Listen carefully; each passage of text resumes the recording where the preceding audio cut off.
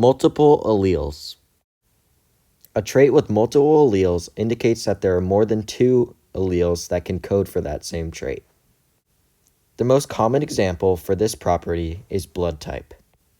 The three alleles for blood type are A, B, and lowercase I.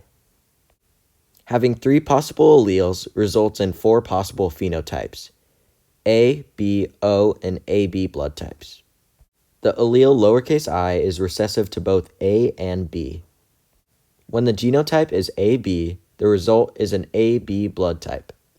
When the genotype is two lowercase i's, the result is an O blood type.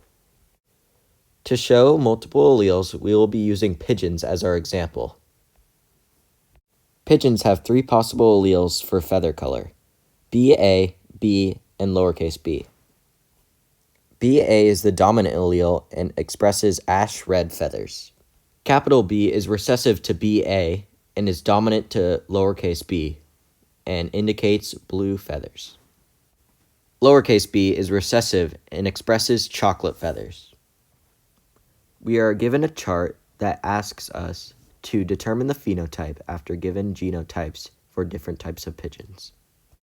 We are also asked to determine if the genotype is heterozygous or homozygous. The first genotype we look at is BAB, which is red. BA lowercase b is also red. B lowercase b is blue. BB is blue. Lowercase b is chocolate, and BA is red. The first three pigeon genotypes are all heterozygous. And the last three are homozygous because they have two of the same allele. We are then asked to show a cross among a ash-red heterozygous male who also carries the chocolate allele with a blue heterozygous female. The parents' genotypes are BA lowercase b and B lowercase b. This is a monohybrid cross, so there are only 4 squares we need to fill out in the Punnett square. I start by filling out the sides of the Punnett square with the different parent alleles, and then I go into filling in the 4 squares with the offspring's genotypes.